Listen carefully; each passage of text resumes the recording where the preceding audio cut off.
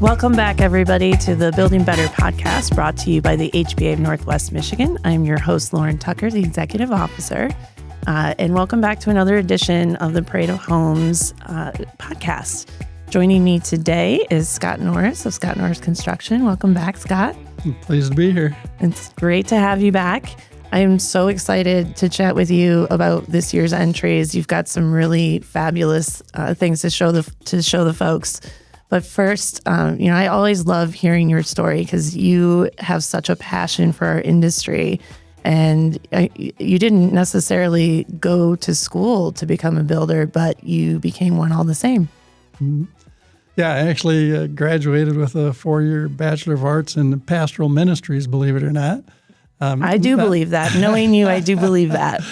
Not intending to be a pastor, but just following my own internal desire to know more about an experience that I personally had and just get a grounded intellectual understanding of what had been initially an emotional, I think, experience. But when I graduated, it was 1980, horrible recession, 17% interest, and I couldn't just go get a job. Mm-hmm. But I had worked in construction since I was 15, and by that time I was 24. And I ended up bidding a project and got it, and really loved working for myself. And kind of the rest is history. Yeah, we moved back to Traverse City. I was born and raised in Traverse City. I moved back here in 1984 and built our first home in 1984. That is so cool, and you're still doing it. And whenever I see you, whenever I have the pleasure of being on one of your job sites or meeting your crew, you have the biggest smile on your face, and you're always cool as a cucumber. It's incredible, remarkable with all of the different things that you juggle and the different components of your company, which has grown considerably since 1984. Yeah. Tell us a little bit more about what we can expect from Scott Norris Construction, because, I mean, you've got so many things that you guys do in-house. Yeah, well, really, Scott Norris Construction is all about the really fabulous team of people that I have the privilege to lead. Really, some people that are passionate about what they do. We have, trim carpenters, excavating, landscaping guys. We have a welding shop. We have a cabinet shop, and it's just been fun over the years to find people that they just fit their skill set and their personality so that they really enjoy what they're doing and they're passionate about it. Yeah, and they shine. They shine. Yeah. They bring a certain creativity and a dedication to really making it a reflection of them. They're leaving a legacy behind in the work that they're doing. And so it's, you see a smile on my face because I really enjoy these people and I enjoy seeing them do what they were meant to do, and in a way that they're leaving a mark, and I get to say I'm leaving a mark because of their passion and skill set. Yeah, that's so cool. Every time we see one of your homes, there are just some incredible features, and I get the feeling that there is no challenge too big for you and your team. I think not. I mean, we always encourage people. They're always bringing us pictures from Facebook or Zillow or Pinterest and or a movie or a movie. Yeah. Can you do this? And we usually can. We have our own millwork shop, so we can create casing and trim. One of our homes this year is an old farmhouse, and we had to match some stuff, and we just made knives to match the casing and filigrees that were broken that we had to turn little doodads and put them back together. The fine detail. Yeah, and it's fun. The guys, I think, enjoy the challenge. Maybe they don't enjoy the pressure of the parade of homes because we got to get it done by a deadline. But it's a love-hate relationship, right? But we always get there. Yeah. So it seems like we always get across the finish line, and so it's good for our customers because their house is done by the Exactly. parade. I mean, they know when it's going to be done. I remember my very first year doing the parade, and we walked up with the judges, and it was all hands on deck. And I was just like, should I be worried about this? And you're like, nope, it's fine. And sure as the sun shines, it was buttoned up and impeccably finished to be ready for the parade. So you are one of the people that I just don't even sweat. I sweat on the inside. Yeah, that's what I'm saying. You're cool as a cucumber. It's an amazing thing. Well, Scott, tell us a little bit about what we can expect to see this year. Folks, you have the privilege of seeing 3 Scott Norris Construction homes during the parade this year.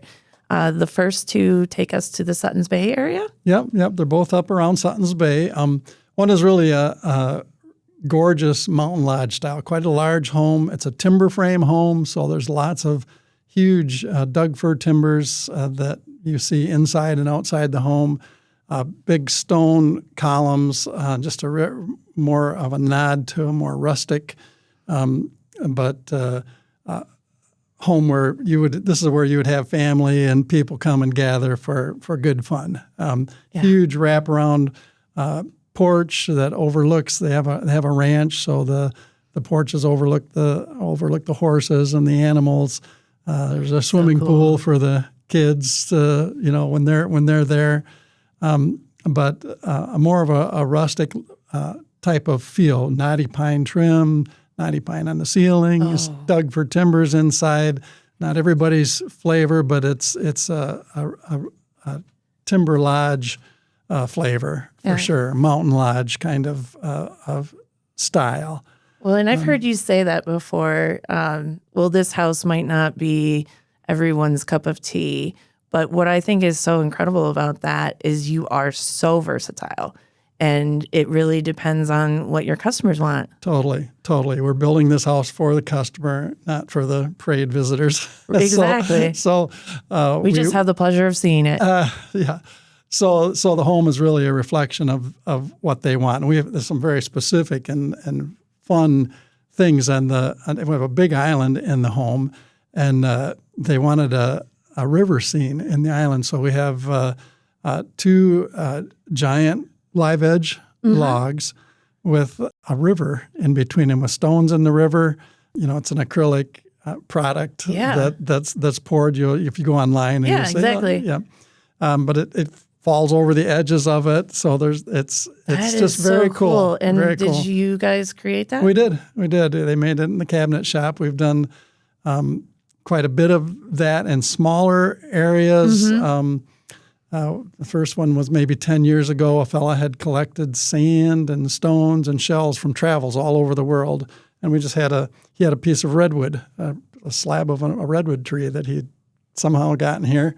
And that was his bar with this slot of multi-layers of pours with those things in it. This is a reflection of his travels. Yeah. And we did one 2 years ago where he's a avid golfer, and we ended up creating the 18th hole of a golf course that he loves, and out of wood, different layers of wood, and then we poured the acrylic over that, and that was a countertop in his golf room. That is so cool. So there's lots of those are just creative, unique things that are definitely a reflection of the homeowner's taste and desire. So what's your favorite feature about the mountain lodge? Well, I love the timbers. We do a lot of timber frame homes. There's something kind of majestic about that structural element being exposed that you can see and appreciate and, lay your hands on. It's a little different than a regular stick frame where this house, the timbers are holding up the house. Yeah. So the joinery of it appeals to me, even though they're so big. It's mortise and tenon and pegs and it's all wood. It's the old house is there's drywall in the house, of course. Absolutely. But there's a lot of wood in the house. But the joinery and the fit and finish, you'll see, just the trim details, the staircase details, the railings. But probably my favorite thing about this house is just the mix of the big stone columns and these big timbers are just impressive in their size and the scale. They don't look crude. They're definitely fit together. When you see the house, you'll see how. There's in the great room. There's 8 timbers that come in from different areas, and they all mortise and tenon together. as a builder, I really appreciate the complexity of that, the planning that had to go into that. When you look at it, you might not think, oh, that's nice. Absolutely. Absolutely. Yeah. And it's not the same as some of the homes that take, the regularly stick built, but then they'll add beams in aftermarket to achieve that look. Whereas your timber frame homes are that timber frame structure. Yeah, we do both. This happens to be a true timber frame. We do use a lot of timbers as kind of architectural accents. So it depends a lot on the client's budget and what we're trying to accomplish, whether it's all timber frame or some timber frame and then just some accents. We have lots of options. There's lots of ways to achieve that look. Yeah. Well, the folks might not know, but each of the homes are toured by a panel of judges who are experts in their field from outside of the market, because there's no nepotism that goes on in that judging. But Scott, you've won that fine craftsmanship award many times, and it's easy to see why, because when your homes are showcased, they're impeccable. No, thank you so much. Yeah. So tell me a little bit about, I know the second home in Sutton's Bay is very different, but also new construction. Yep, that's a new construction home. So that home sits on a view lot. It has a view of Sutton's Bay up on a hill, and so there'll be quite a bit of windows and things facing the view. That's whenever you have a project like that, the view is the star of the show, right? And we want that. And that starts right in your planning process. Yeah, totally. But it's a Craftsman style home, which is a fairly popular style, especially in northern Michigan. Yep. And so, I've enjoyed this house because we've done a lot of homes that are maybe more contemporary, lots of, off-whites, blues, black roofs, more the blue house clean, of 2024. Elegant. Yeah, which is what won the parade, and it was a beautiful house. Not that I love that house, but this is another example of one that is built so specifically for that homeowner. All of these homes were designed and built specifically for the homeowner. The size of it, the way they were laid out. But this house is particularly fun because she had some very specific Craftsman details that she wanted to see in the home. Etchings in the wood, different things that are cut into the wood itself. So if you enjoy, that shaker style, that true Craftsman stuff, you'll see some woodwork kind of the here rough-hewn look? No, it's very, very finished. Okay. Very finished, but the joinery is kind of on display. Okay. So a built-in breakfast nook that has joinery where you wouldn't see any screws or nails. It's all just fit together with the mortise and tenon and wedges, and just fun details. Actually, a lot of the trim is cherry, which we haven't used a lot lately, but it's an elegant wood. It really finishes nicely. And so it was a home where our cabinet guys got to have a little more fun with, these have some beams on the ceiling, but these are cherry and very finished look. And nice colors in the home, more earth tones in the home, as opposed to the grays or blues that you see traditionally.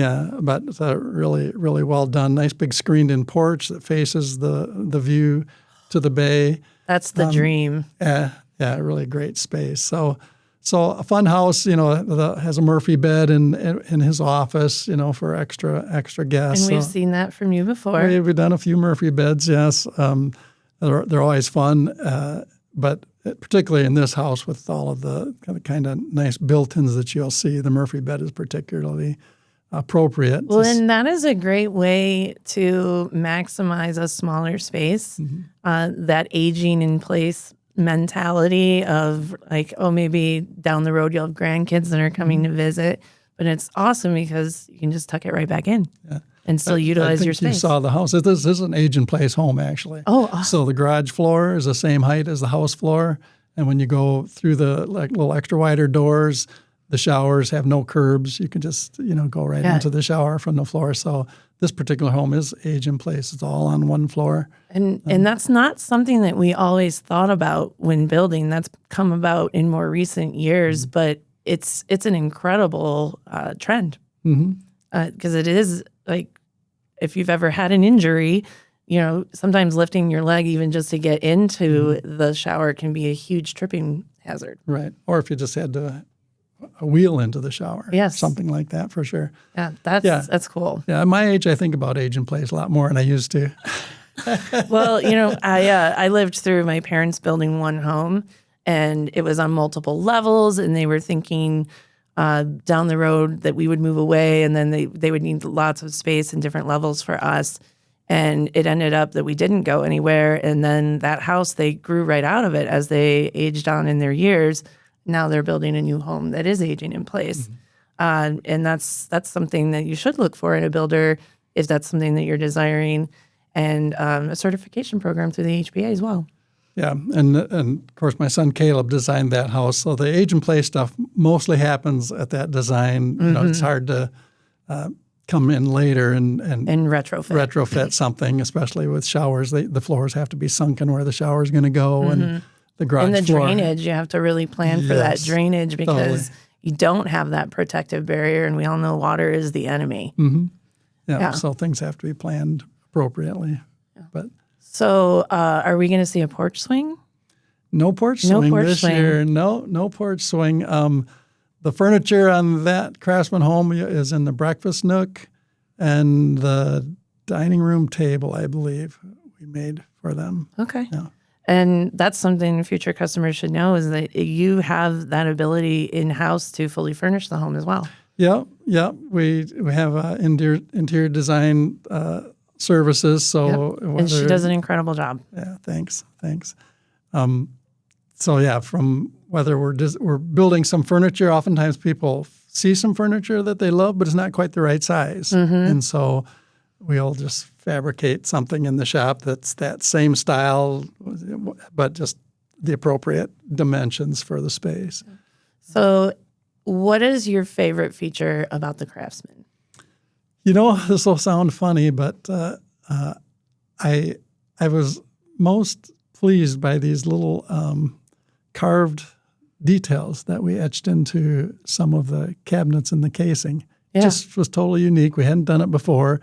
It was a nod of the hat to the shaker stuff in Chicago.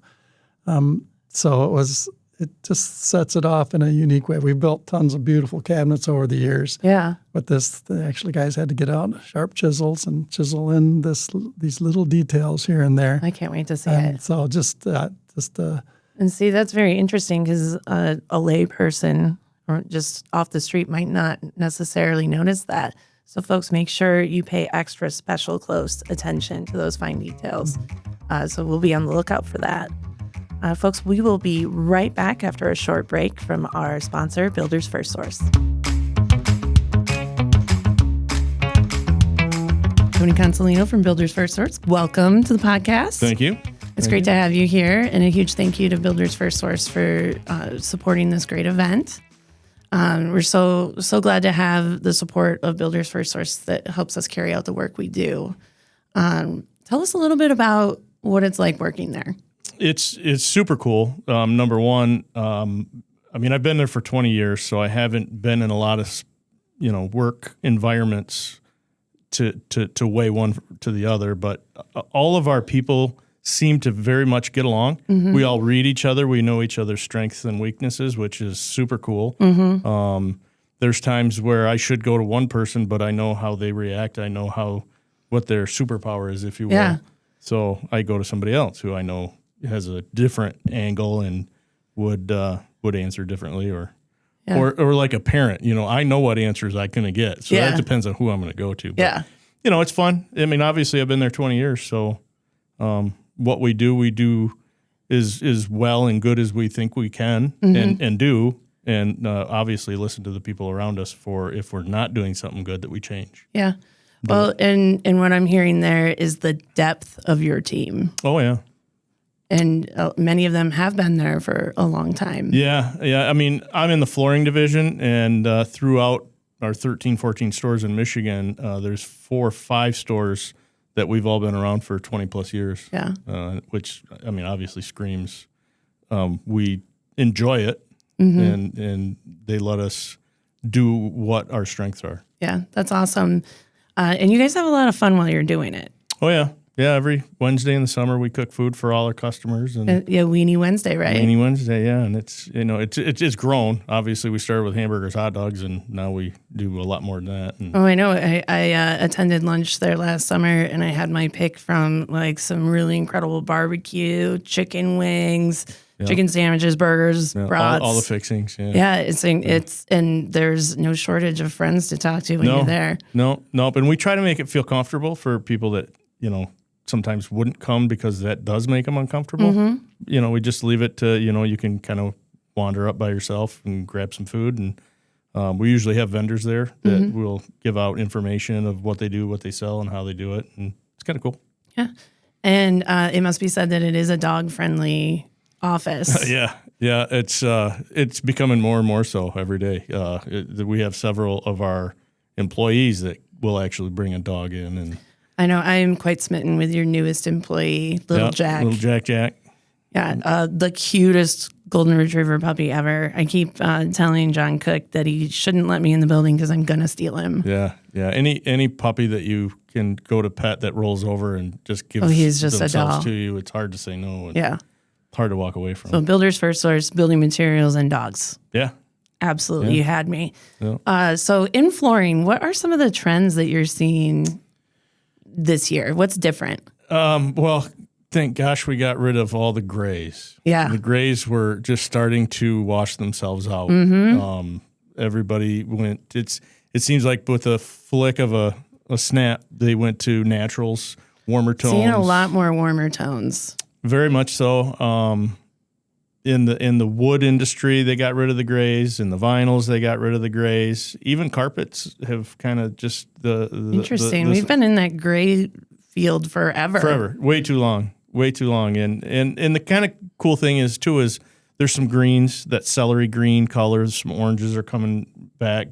Real now popular. We're not talking like the oranges of the 70s. No, it's more of the greens of the 70s. Yeah, it's like all the like Gatorades and power drinks. It's like a watered down color. All right, I could get behind that. Yeah, it's about the best way I could explain it. There's nothing that dates a house more than walking into their bathroom and having that colored toilet. Or just carpet. Yeah. It doesn't matter what the color is. Yeah. If it's carpet in the bathroom, it's dated. Yeah, it's super dated.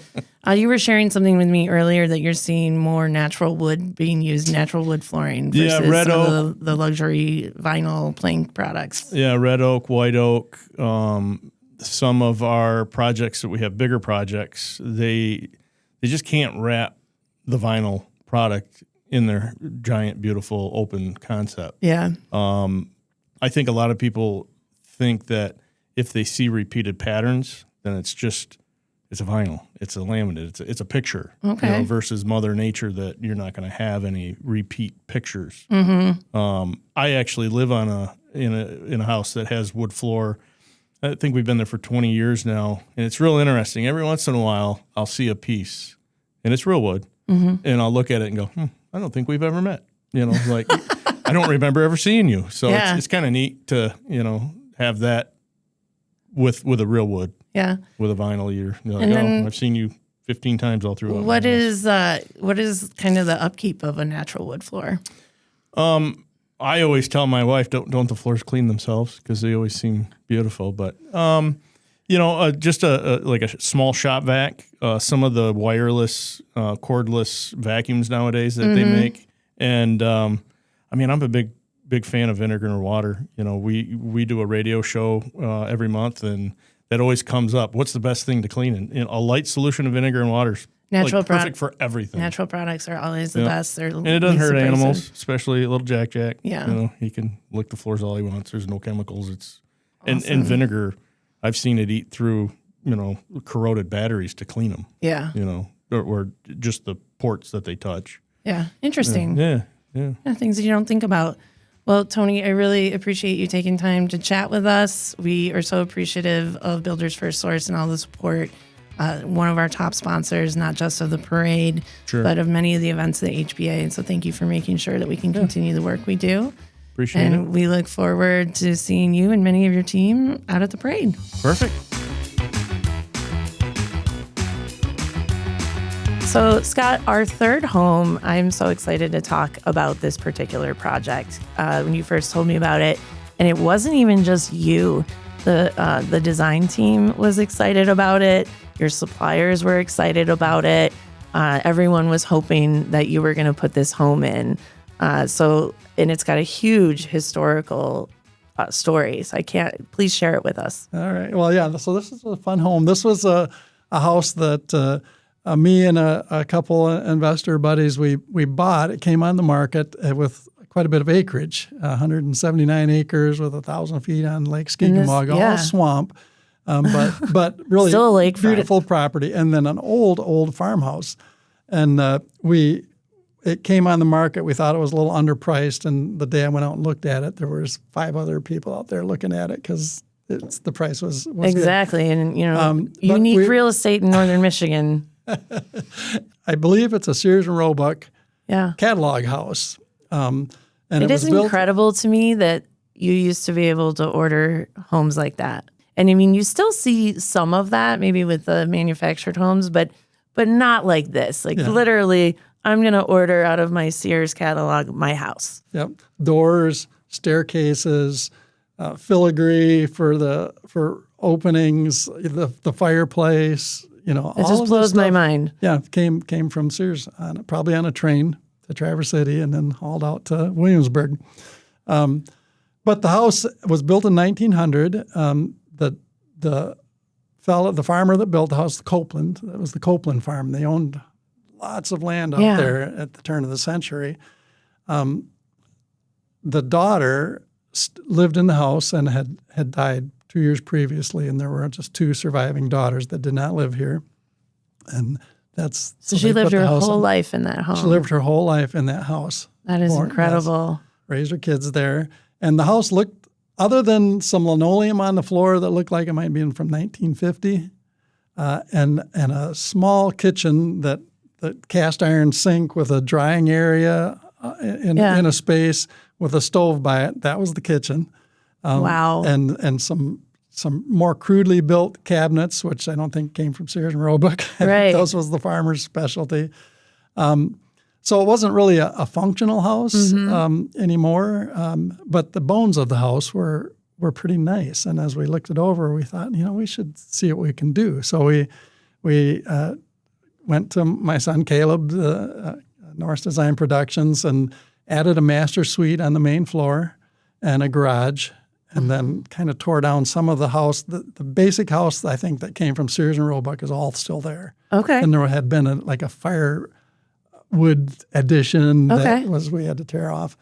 But we added, in this one, off of where the kitchen was going to go, it was too small of a space to have a proper kitchen. Mm-hmm. So we just did a small island and the stove, but then we did a scullery off the side of it that has the refrigerator, a good sink, the dishwasher, lots of cabinets, so you really have a good kitchen. Yeah. But it's off, so the space still feels like an old farmhouse. Oh, that is so cool. It had like filigree in the archway between the living room and the dining room, but some of it was broken. Yeah. And so we carefully... Well, I mean, after 120 some odd years, you'd expect that. Yeah. So we took that off and the pieces and took it back to the shop, and Lucas, he turned these little doily pieces, and made little pieces and actually rebuilt the filigree. And we put it back up so it looks like the day it came from the catalog. Yeah. All of the doors has a parlor, like the old farmhouses. You come in the entry and there's a parlor off the entry, the big sliding door, like 8 feet wide sliding door. Wall. Yeah, and it didn't work at all. But when we tore things apart, the track was still there, the door was still there. Everything, we just had to clean it up. We refinished the door, and so everything works. And the door went right back in. Yeah, we used the same door. I wanted all the doors in the house, other than a couple of closets in the new area, are the old original doors that we were able to refinish. Oh my gosh! And a lot of the hardware didn't work anymore, so we ordered age appropriate, looking hardware for the doors. So it's a particularly fun project because we were able to preserve the old, very unique character of that home, but then make it appropriate for someone that wants to. Yeah, you have the master suite on the main floor with a nice walk-in shower and walk-in closet, all of the things that you would want on the main floor. Yeah, in a more modern home. More modern home, yep. New furnace and AC and all of that. We really gutted the home, so we put foam in the walls, put new windows in, had to put new siding on. It had the old wood siding as the shingle siding over it. My goodness. That's what, the house had been preserved. New roof. So really the bones of the house are what we preserved, and then a lot of the trim details. There's the old staircase. We just refinished the old staircase off of the front. And in the back, we built a new staircase that was more proper. The old staircase, a little narrow. Yeah, a little steep. The railings, it's a little steep, not terrible. The railings don't meet code. The old railings, they weren't tall enough. Yeah. So, but we built a new staircase on the back of the house between the garage and the house that we added. Okay. But it's copied the style of the old one. Yeah. So they Absolutely. everything looks appropriate. So I think when you come in, you wouldn't know what we added and what we didn't. I think that we used old-fashioned trim. We reused a lot of the trim as much as we could. That really is incredible, and it goes that old saying, like, they don't build things like they used to, that you can really preserve what was originally there. And that's really common in remodels, where you've got like the original structure, and then there's been several other additions that have taken place. And it's more often than not that those extras need to be demolished, but the main structure is still sound. Yep. Did you run into any foundational issues? And the stuff we tore off, we did. The foundation of the house is a stone wall, is a stone basement, but there's lots of stone out. I was going to ask here. you about the basement. Was it a Michigan basement? No, it was a stone basement, had a cement floor. It's still there. We added a basement to that because we added some space. Yeah. Yeah. But the old basement was still the stone wall. I think was probably 2 feet thick. Yeah. And so there was enough mass there it still was good.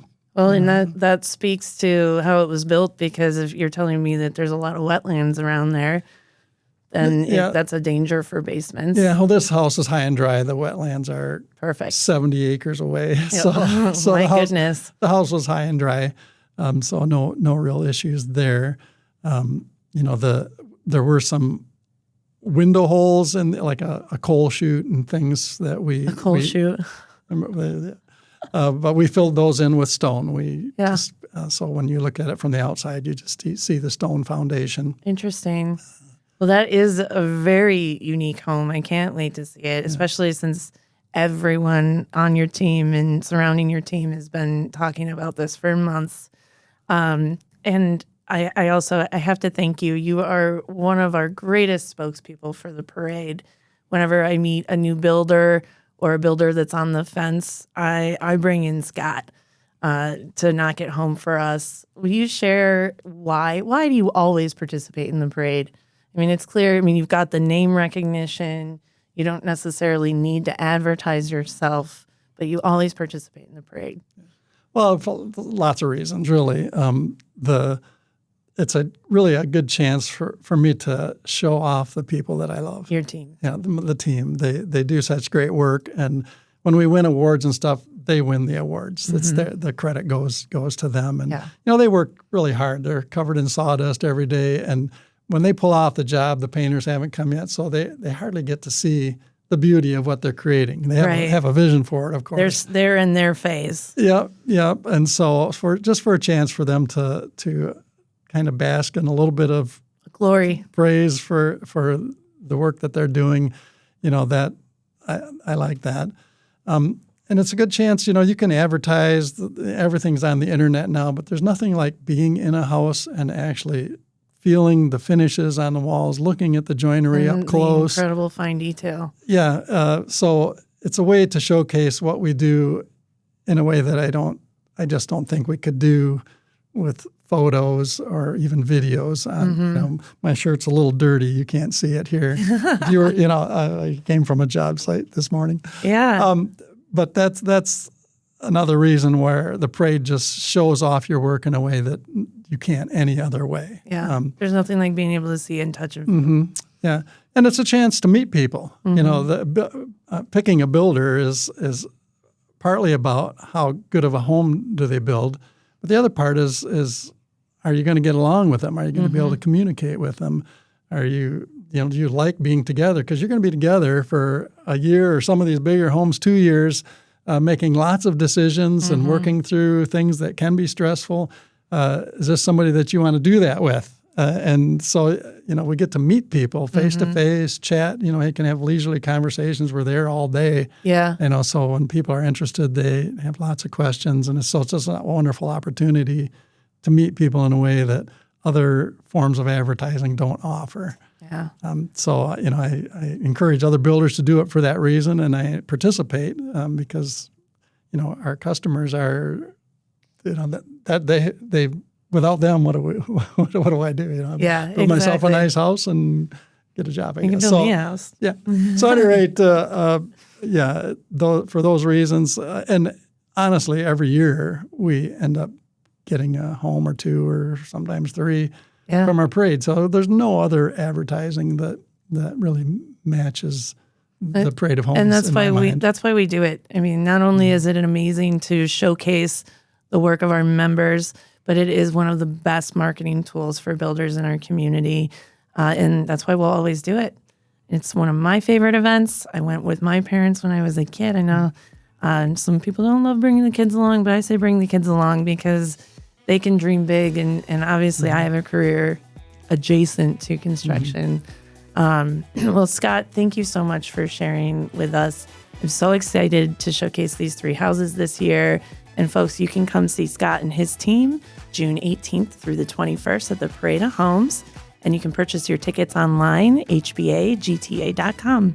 Thanks so much, and we'll tune in next time. Thanks so much, Scott. My pleasure, for sure.